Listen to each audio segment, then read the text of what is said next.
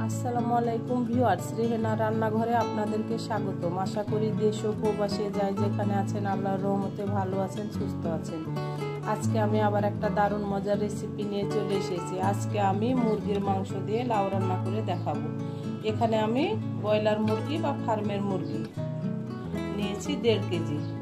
এটা ব্রয়লার মুরগি বা ফার্মের মুরগি।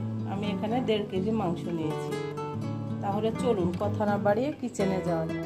চুলায় আমি প্যান বসিয়ে দিয়েছি। এবার আমি দিয়ে দেব তেল। এখানে আমি দিয়ে দেব রেগুলার তেল, সয়াবিন তেল। আমি 1 কাপ তেল দিয়ে দিলাম। আমি এখানে দিয়ে দিব একটা তেজপাতা, 4টা লং, 2টা দারুচিনি, 4টা সাদা এলাচ। আমি মশলাগুলো দিয়ে দিলাম।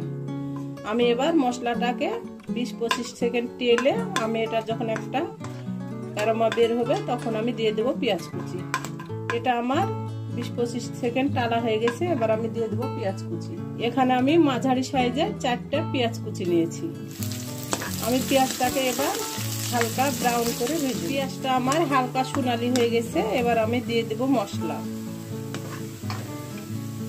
আমি দেখিয়ে দিচ্ছি, হালকা সোনালি হয়ে গেছে। আমি দিয়ে দেব লবণ। লবণটা দিলে মশলাটা ছিটকিবে না। দিয়ে দেব আদা বাটা 1 চামচ, রসুন বাটা 1 চামচ। এবার আমি এটাকে 20-25 সেকেন্ড আমি ভেজে নেব। আদা রসুনটা দেওয়ার পরে অবশ্যই 20-25 সেকেন্ড ভেজে নিতে হবে। আমি অল্প করে একটু পানি দিয়ে দেব।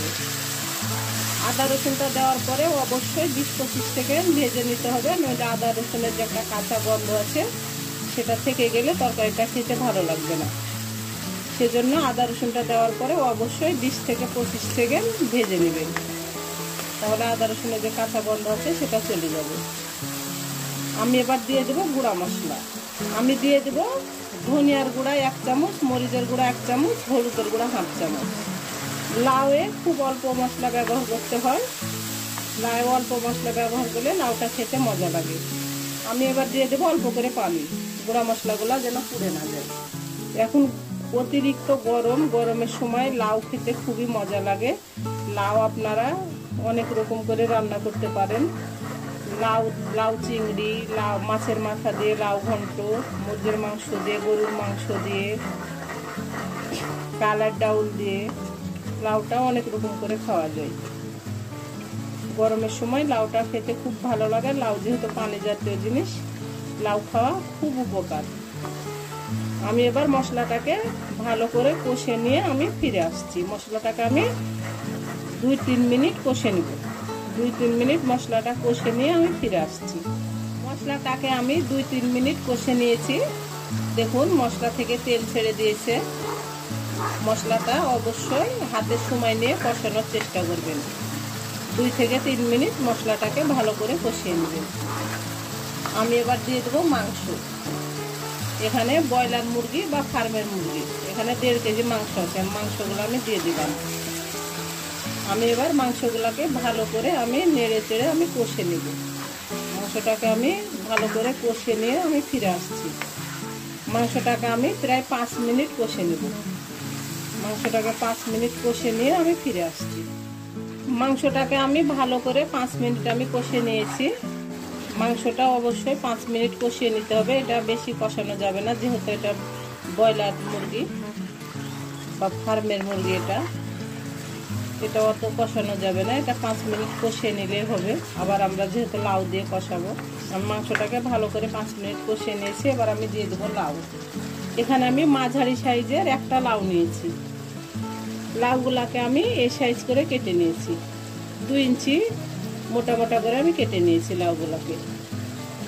2 ইঞ্চি মোটা করে আমি কেটে নিয়েছি লাউগুলাকে। আমি এবার লাউগুলা দিয়ে দিলাম। লাউ পানি জাতীয় একটা সবজি, সেজন্য লাউয়ে কষানোর সময় পানি দিতে হবে না। এই লাউ থেকে পানি বের হবে, এটাতে প্রচুর পরিমাণ পানি বের হবে। আমি এবার ভালো করে নেড়ে চেড়ে আমি ঢাকনা দিয়ে ঢেকে দেব। দিয়ে আমি লাউটাকে আবার 5 মিনিট আমি কষিয়ে নেব। ঢাকনা দিয়ে ঢেকে আমি এটাকে 5 মিনিট কষে নেব। আমি ঢাকনা দিয়ে ঢেকে দিলাম। 5 মিনিট কষে নিয়ে আমি 5 মিনিট পরে আমি ফিরে আসছি। 5 মিনিট পরে আমি ঢাকনাটা উঠিয়ে নিব। দেখুন লাউ থেকে কত পানি বের হয়েছে। লাউ পানি জাতীয় সবজি, এটা থেকে প্রচুর পানি বের হয়। আমি আবারও 5 মিনিট কষে নেব। এবার আমি ঢাকনা দেব না, এবার আমি ঢাকনা ছাড়াই 5 মিনিট আমি আরো কষে নেব। 5 মিনিট আমি কষে নিয়ে আমি ফিরে আসছি। 5 মিনিট পরে আমি ফিরে আসলাম। দেখুন আমার পানি কিছুটা টেনে নিয়েছে, আমি ঢাকনা কষে নিয়েছি। আমি এবার সিদ্ধ হওয়ার জন্য পানি দিয়ে দেবো। আমি অল্প করে পানি দিয়ে দেবো। আমার লাউটা প্রায় সিদ্ধ হয়ে গেছে। লাউটা খুবই কচি লাউ একেবারে। লাউ সব সময় ছোট সাইজ এবং লাউটা নখ দিয়ে দেখে নিতে হয়, তাহলে লাউটা খুব ভালো লাউ হয়। আমার লাউটা খুবই একেবারে কচি লাউ। আমার লাউটা সিদ্ধ হয়ে গেছে। আমি এবার পানি দিয়ে দেবো। আমি এখানে 1 কাপ পানি দিয়ে দেবো। আমি আর এখানে 1 ফোঁটাও পানি ব্যবহার করব না। আমার লাউটা প্রায় সিদ্ধ হয়ে গেছে। আমি এখানে আর পানি ব্যবহার করব না। আমি এবার ঢাকনা দিয়ে ঢেকে একেবারে রান্না করে আমি ফিরে আসব। আমি দিব কাঁচামরিচ।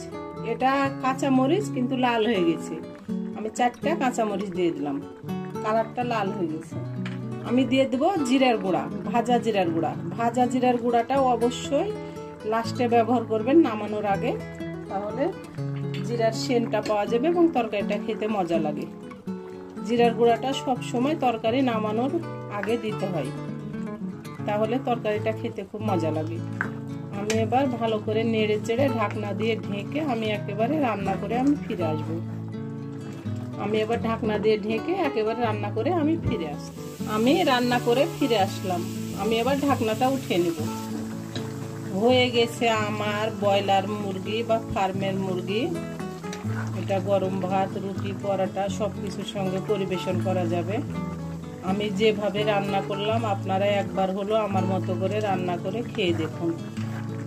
আমার ভিডিওগুলো দেখার অনুরোধ রইল। অবশ্যই আমার ভিডিওগুলো দেখবেন। যদি ফেসবুক থেকে দেখেন তাহলে একটা ফলো দিয়ে দিবেন, যদি ইউটিউব থেকে দেখেন তাহলে একটা সাবস্ক্রাইব করার অনুরোধ রইল। দেখুন আমার লাউটা সিদ্ধ হয়ে গেছে। আমি দেখিয়ে দিচ্ছি আমার লাউটা আমার খুব সুন্দরভাবে সিদ্ধ হয়ে গেছে। আমি এবার গ্যাসটা অফ করে আমি এবার পরিবেশন করে নেব। আমি আপনাদেরকে পরিবেশন করে দেখাচ্ছি। আমার পরিবেশন করা, আশা করি আমার রেসিপিটা অবশ্যই ভালো লাগবে। যদি ভালো লাগে তাহলে আমার চ্যানেলটিতে লাইক, কমেন্ট, শেয়ার করতে ভুলবেন না। বেশি বেশি করে সাবস্ক্রাইব করার অনুরোধ রইল। তাহলে আজকের মতো এখানে বিদায়।